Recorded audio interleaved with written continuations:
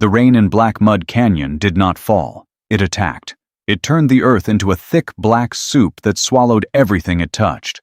In the center of this chaos sat a mechanical titan, a 300-ton electric generator. It was a massive slab of steel and copper, a concentrated mountain of weight that had defied the best of modern diesel. It wasn't just the weight, it was the way the mud held it, a suction that turned 300 tons into an effective 1,000. 3 massive heavy-haul trucks were hitched to it. These were the kings of the modern road. 1,500 horsepower each. Chrome exhausts. Computer-controlled transmissions. They looked like predators, but right now, they looked like toys. Sterling Thorne stood on the edge of the embankment. His $3,000 suit was ruined. Mud splattered his polished leather shoes. He didn't care about the shoes. He cared about the clock. Every hour this generator sat idle in the mud. His company lost $500,000. The contract with the state of Oregon was clear. If the power didn't flow by the first of the month, the fines would bankrupt the local division. "Push them harder!"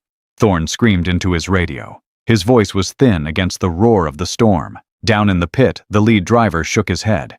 He floored the accelerator. The massive tires, 6 feet tall, spun. They didn't grip. They bored holes into the earth. The smell of burning rubber and tortured diesel filled the air. Then came the sound, a sharp metallic crack. It sounded like a gunshot. A 3-inch thick steel tow cable snapped. It whipped through the air, shearing a steel pillar like it was a toothpick. The truck lurched forward, its axle snapped. The engine let out a final dying gasp of black smoke.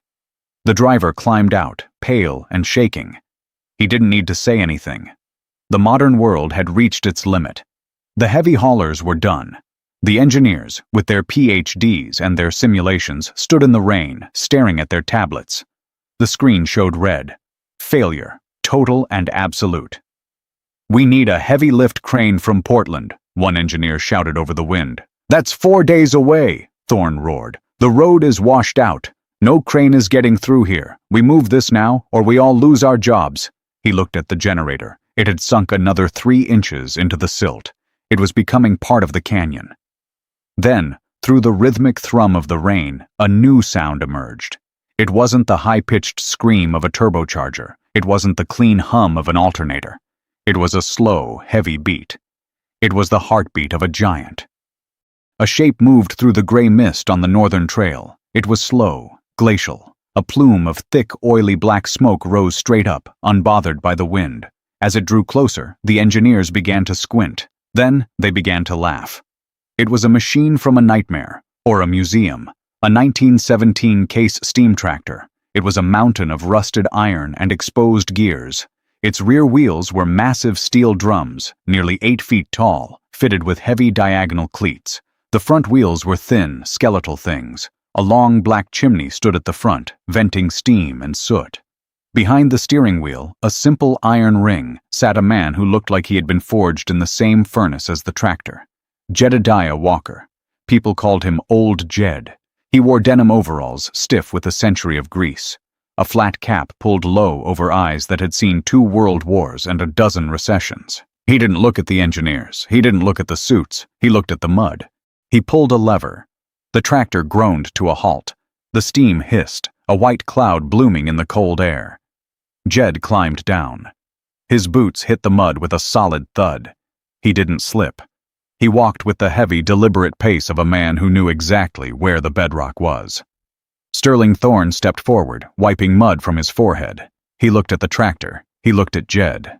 He laughed. It was a dry, mocking sound. "What is this? A parade?" Thorne asked. "I'm trying to move 300 tons of precision technology, old man. I don't need a lawn ornament. Take that junk home before you get hurt." The engineers joined in. "Hey, Gramps, does that thing run on coal or hopes and dreams?" one shouted. "Careful, the rust might be the only thing holding it together," another yelled. Jed didn't flinch. He didn't even look at them. He reached into his pocket, pulled out a silver tin, and began to roll a cigarette. His hands were steady. He struck a match on the side of his tractor's boiler. The flames stayed lit in the rain. He took a long drag, the cherry glowing bright. He looked at the generator, then he looked at Thorne. "Them trucks," Jed said. His voice was like gravel grinding in a bucket. "They got too much ego, not enough heart. Heart. Thorn stepped closer, his face turning red. That truck has 1,500 horsepower. Your teakettle probably has 40. It's basic math, old man. You can't pull 300 tons with 40 horsepower. Jed blew a cloud of smoke into the wet air. Horsepower sells tractors. Torque moves the world. You want this moved, or you want to keep shouting at the rain? Thorn looked at the generator. He looked at his broken trucks. He was desperate. He was a man drowning, and a ghost had just offered him a hand. Fine, Thorn spat. If you break that rusted heap, don't come crying to me for damages. I'll give you $500 if you can even make the chain go tight. Jed tossed the cigarette into the mud. I don't want your $500 yet. I want you to move your men back. Way back. When this lady starts to pull, she don't like an audience. Most of us spend our lives chasing the newest, the fastest, and the loudest. We're told that if it isn't digital, it's dead. But there is a quiet strength in the things that were built to last. There is a dignity in the old ways that no algorithm can replace. If you believe that experience is worth more than a polished resume, and if you want to see the moment the world's ego gets crushed by iron and steam, you're in the right place. Subscribe to this channel. We honor the quiet heroes, the men of dirt and steel, and the machines that refuse to die. Don't let the old wisdom disappear. Join us, and let's keep the fire burning. Jed walked back to his machine. He didn't hurry. He climbed the iron steps. He opened the firebox door. Inside, a white-hot glow reflected in his eyes. He tossed in 2 more shovels of high-grade coal. The tractor seemed to breathe. It was no longer a machine. It was a living thing, an ancient beast waking from a long sleep. He didn't grab a steel cable. He reached into the back of his tender and pulled out a massive hand-forged iron chain and a heavy double-sheave snatch block. He didn't try to manhandle it alone. He used the case, backing it with surgical precision to drop the chain into place. He was multiplying his force, using the ancient geometry of pulleys to give the junk a fighting chance against the mud. The engineers watched in silence now. The laughter had died down, replaced by a strange, uncomfortable curiosity. They watched as the old man, alone in the mud, wrapped the chain around the generator's primary towing lugs. He didn't use a winch. He used a series of knots and shackles that hadn't been taught in engineering school for 50 years. He walked back to the case. He checked the pressure gauge. The needle was deep in the red.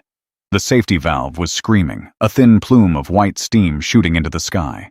The tractor was vibrating. The ground beneath it seemed to tremble. Jed sat in the seat. He laid a hand on the throttle. He didn't pull it. He waited. He was listening. He was waiting for the wind to shift, for the rain to ease, for the machine to tell him it was ready. He's going to blow himself up, the lead engineer whispered. The boiler can't take that pressure. Thorn gripped his radio. Let him. It's his funeral. Jed pulled the throttle. Just a fraction of an inch. The tractor didn't roar. It didn't spin its wheels. It groaned. A deep tectonic sound. The massive steel cleats on the rear wheels bit into the Oregon mud. The chain went tight, not with a jerk, but with a slow, agonizing tension. The 1917 case began to lean forward. The front wheels lifted off the ground, an inch, then 2. Jed didn't panic. He shifted his weight. He adjusted a valve. The front wheels settled back down. The generator didn't move. The engineers started to smirk. Told you, basic math.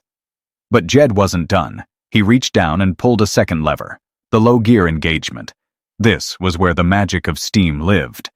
At 0 miles per hour, a steam engine produces its maximum torque. It doesn't need to rev. It doesn't need to build momentum. It just exists as an unstoppable force. The chimney erupted with a volcano of black soot. The tractor lurched. The chain hummed. It was so tight that the water on the links began to vaporize. The 300-ton generator shivered. A crack appeared in the mud surrounding it. The earth groaned. The massive slab of steel rose an inch out of its muddy grave. Then 2. Sterling Thorn's jaw dropped. He stopped breathing. He watched as the junk from 1917 began to do what 4,500 modern horsepower could not. Jed was a statue in the seat. He was part of the iron. He wasn't looking at the generator. He was looking at the horizon, his hand steady on the pulse of the steam. He was moving at the speed of a snail, but he was moving. And in the world of heavy lifting, movement is everything. The generator groaned, a sound like a dying whale. It was a 300-ton mountain of copper and steel, and for the first time in 10 hours, it was no longer a stationary object. It was a weight, and Jedediah Walker was its master. The 3 massive diesel trucks, the ones that Sterling Thorne had called the Kings of the Road, sat abandoned in the periphery like discarded toys. Their engines were silent, their axles snapped, their pride buried in the Oregon silt. All eyes were now fixed on the 1917 case. It was a clash of eras. On one side, the digital age, fragile, high-revving, and currently broken.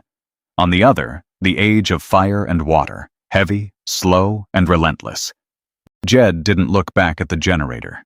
He didn't need to see it move to know it was moving. He felt it through the iron floor plates of the tractor. He felt the tension in the iron chain, a vibration that traveled from the towing hitch through the boiler and into the soles of his boots. It was a rhythmic pulse, a heartbeat of pure mechanical effort. "He's actually doing it," whispered one of the junior engineers, a young man who had spent the last 4 years staring at computer simulations of load-bearing stresses. The static friction. He broke it. Without a winch. How? Sterling Thorne didn't answer. He couldn't. He stood with his mouth slightly open, the cold rain dripping off the tip of his nose. He was calculating the cost of his words. He had called this machine junk. He had insulted the man who was now saving his career. His hand moved to his tie, straightening it out of habit, but his fingers were trembling. Jed adjusted the injector. A hiss of cold water hit the boiling heart of the machine, and the pressure gauge danced. He was walking a tightrope. Too much pressure, and the boiler plates forged during the Wilson administration might give way in a cataclysm of shrapnel and scalding mist. Too little pressure, and the 300 tons would win, dragging the tractor backward into the abyss of the canyon. The tractor reached the steepest part of the temporary road, an incline the engineers had dubbed the killer. Here, the mud was thin, slicking over a layer of hard, greasy clay. The massive rear wheels of the case began to slip. The cleats, designed for Kansas wheat fields, struggled to find purchase on the Oregon slope. The tractor shivered. The chuffing sound of the exhaust became irregular. The generator stopped. It began to settle back into the mud. "Here we go," Thorne muttered, a flicker of his old arrogance returning. "The laws of physics don't care about nostalgia, old man. You're out of grip. It's over." Jed didn't look up. He didn't argue. He reached into a wooden crate bolted to the side of the tender. He didn't pull out a high-tech traction spray or a winch cable. He pulled out a stack of weathered white oak railroad ties, each one scarred and dense as stone. He didn't just throw them down. He placed them with surgical precision, angled slightly inward. It was an old logger's trick, a way to create a staircase for the cleats to bite into. The case roared, and the steel cleats bit into the oak. The hardwood groaned, resisting the immense pressure, but it held. The wood groaned, splintering under the weight, but it held. The tractor surged forward. The generator followed. It was no longer sliding, it was being commanded. As the machine cleared the crest of the hill, a strange silence fell over the canyon. The only sound was the rain and the rhythmic breath of the steam engine. The engineers stood like statues. They were witnessing something that shouldn't be possible according to their tablets and their sensors. They were witnessing the power of raw, unadulterated torque, managed by a man who understood the soul of metal. But Jed wasn't looking for applause. He steered the tractor toward the solid gravel of the main road, another 50 yards away. His eyes were fixed on the pressure gauge. He was running out of water. The tender was nearly dry, and the heat in the firebox was intense enough to melt lead. He reached into the pocket of his overalls and pulled out a small, leather-bound notebook. It was stained with oil and water, the edges curled with age. He flipped to a page near the back, checked a set of handwritten figures, and then adjusted the damper on the chimney. He was tuning the machine by ear and by memory, matching the fire to the grade of the road. Thorne approached the side of the tractor, jogging to keep up with its slow 3-mile-per-hour pace. "Look, Walker, you've done it. Just get it to the hardtop and we'll take it from there with the backup rigs. I'll double your fee, $5,000, right now. Just don't stop." Jed didn't even look down at him. He stared straight ahead. "You said 500 to make the chain go tight. The chain's been tight for a mile." "Fine, 10,000. Thorne shouted over the hiss of the steam. "Just get it to the gravel." Jed pulled a cord. The whistle of the case let out a scream, a long, piercing wail that echoed off the canyon walls.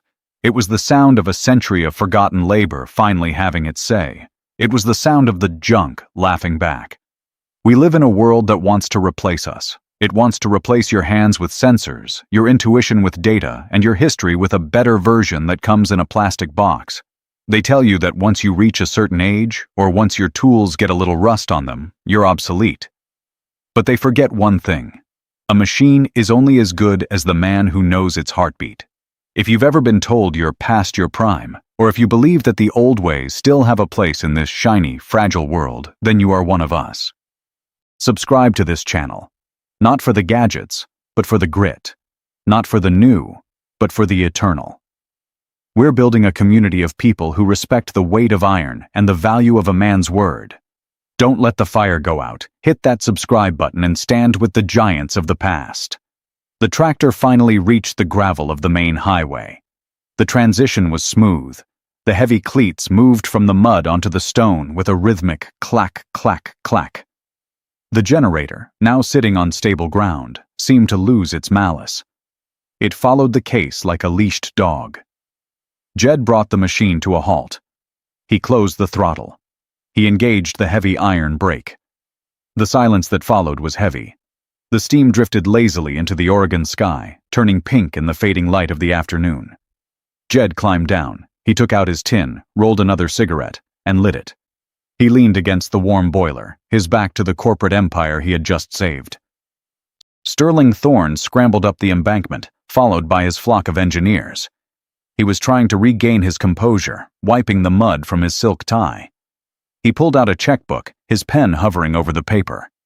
"Incredible," Thorne said, though his voice still carried a hint of that sharp, executive coldness. "Truly. A bit theatrical, but effective. I'll write you that check for $10,000, and we'll call it even. My boys will take the generator from here. You can take your tractor back to the farm." Jed exhaled a plume of blue smoke. He didn't look at the checkbook. He reached into the inner pocket of his overalls and pulled out a single folded sheet of yellowed paper. It wasn't a bill. It wasn't a map. "The check won't be necessary, Mr. Thorne," Jed said quietly. Thorne froze. "What do you mean? You want more? Listen, don't get greedy. 10,000 is more than that scrap heap is worth." Jed handed him the paper. "That's a copy of the original land easement for Black Mud Canyon, signed in 1952. My father owned this valley before your company bought the water rights." Thorne snatched the paper, squinting at the faded ink. "So? What does this have to do with anything? The company owns the road now." "Read the fine print on page 3, Jed said, his voice as cold as the mountain rain. "The transport and recovery clause. It states that any vehicle or equipment obstructing the primary access path of this valley for more than 6 hours becomes subject to a local recovery lien. And since this is a private access road under the old charter." Jed pointed to a small, weathered wooden sign at the entrance of the trail that everyone had ignored. It said, "Walker Private Toll and Recovery." "The fee for recovering a load exceeding 200 tons, Jed continued, isn't $10,000. According to the charter, which your company's legal department signed off on when they bought the lease, the fee is 2% of the total value of the cargo recovered." Thorne's face went from pale to a ghostly white. He looked at the generator. 300 tons of precision technology, the heart of a billion-dollar dam. "The value of that generator," Jed said, "is $60 million. 2% is $1.2 million. I'll take it in a bank transfer. Or, if you prefer, I can just unhook the chain and let it sit here. I believe another storm is coming in tonight. The road might not hold another 6 hours. The engineers looked at each other. The math had just changed. The junk wasn't just a tractor anymore. It was a debt collector. Sterling Thorne stared at the signed emergency recovery lien in his hand. The money wasn't in a bank account yet, but the legal trap had snapped shut. By signing that paper to get the generator moving, he had tied a $1,200,000 anchor to his company's budget. It was a debt guaranteed by the state contract itself. Thorne looked at the signature, the ink smearing in the rain, realizing he had just bought his career back at the highest price imaginable. He had spent his entire career climbing the corporate ladder by being the smartest man in the room, the one with the most data, the one with the newest solutions. Today, he was the man who had been outmaneuvered by a piece of paper from 1952 and a tractor that belonged in a scrap heap. The silence that followed was different now. The hostility had evaporated, replaced by a heavy, begrudging respect that felt like lead in the air. The engineers, once so quick to mock, stood in small groups. They weren't looking at their tablets anymore. They were looking at the case tractor. One by one, they began to approach the machine, not with the arrogance of experts, but with the curiosity of children. They touched the warm iron of the boiler. They peered into the open gears, thick with a mixture of grease and Oregon soil. They were realizing that their education had taught them how to build the world, but it hadn't taught them how to survive it when the batteries died and the sensors failed. Jedediah didn't pay them any mind. He was busy with the ritual of the shutdown. A steam engine isn't like a diesel. You don't just turn a key and walk away. It requires a slow cooling, a gentle release of the massive energy stored within its metal bones. He adjusted the valves, allowing the excess steam to vent in a controlled, rhythmic hiss that sounded like the machine was finally sighing in relief. He took a rag from his pocket, blackened by decades of soot, and began to wipe down the brass fittings. He treated the junk with more care than Thorne treated his $3,000 suit. "You won't get away with this forever, Walker," Thorne said, stepping out of his vehicle. His voice had lost its edge. It was the hollow threat of a man who knew he had lost. "The world is moving on. This canyon, this tractor, it's all a ghost. Next year, we'll have autonomous haulers. We'll have drones. We won't need men like you." Jed stopped wiping the brass. He turned his head slowly, looking at Thorne through the flickering light of the engineering floodlights. "You've been saying that since 1920, Mr. Thorne. My grandfather heard it. My father heard it. And now I'm hearing it. You build your world on things that break, and you're surprised when the mud doesn't care about your Wi-Fi. You might bring in your drones and your robots, but when the mountain decides to move, it doesn't ask for a password. It asks for weight, it asks for torque, and it asks for someone who knows how to listen to the ground." Jed climbed back onto the platform. He didn't wait for a rebuttal. He engaged the gears, and with a slow, powerful rotation of the massive steel wheels, the case began to move away from the generator. It didn't roar, it simply walked. It moved with the confidence of a predator that had nothing left to prove. We spend our days worrying about the next update, the next version, the next trend. We're told that if we aren't cutting edge, we're nothing. But there's a secret the world doesn't want you to know. The edges are where things break. The center, the core of who we are, the tools that have stood the test of time, the wisdom of those who came before us, that is where the real power lives. If you've ever felt like the world is moving too fast and forgetting too much, you're not alone. You're part of a lineage of people who value substance over shadow. Subscribe to this channel. Let's keep the old fires burning together. Let's remember that sometimes the best way to move forward is to remember how we used to pull. The journey back to the Walker farm took 3 hours. Under the vast, star-choked sky of the Oregon wilderness, the steam tractor was the only thing moving. The chuff-chuff-chuff of the exhaust was a heartbeat in the dark. Jed sat in the iron seat, his silhouette a dark statue against the white plume of steam. He wasn't thinking about the $1 million. He wasn't thinking about the corporate lawyers who would undoubtedly spend the next month trying to find a loophole in the charter. He was thinking about the wood. He would need to restack the oak ties he had used. He would need to order a new load of high BTU coal from the valley. He was thinking about his dog, Blue, who would be waiting on the porch, and the cold beef sandwich sitting in the icebox. When he reached the gate of his property, he stopped. He looked back toward the canyon. In the distance, he could see the faint artificial glow of the Aetherion project. It looked fragile from here, a tiny flickering candle against the ancient darkness of the mountains. He knew that Thorne would likely be fired. The company would find a scapegoat for the delay and the cost. They would hire a new man with a newer suit and an even bigger ego. And eventually, that man would get stuck, too. Jed drove the tractor into the barn. The smell of oil, dry hay, and old iron greeted him like an old friend. He pulled the final lever, extinguishing the fire. The red glow in the firebox slowly faded to orange, then to a dull, dusty gray. The ticking of the cooling metal was the only sound in the barn. He walked to the house, his boots echoing on the wooden porch. Blue, a silver-muzzled blue heeler, thrashed his tail against the floorboards. Jed sat down in his rocking chair, not even turning on the lights. He pulled the yellowed charter from his pocket and laid it on the side table. He didn't need it anymore. The mountain had been paid. In the city, they would call this a victory. They would call it a payday. But in the quiet of the Black Mud Valley, it was simply the way of things. The arrogant had been humbled, the ignored had been heard, and the old iron had once again proven that it didn't care about the passage of time. Jedediah Walker closed his eyes, the rhythm of the steam engine still pulsing in his blood. The modern world could have its speed. He would keep the torque.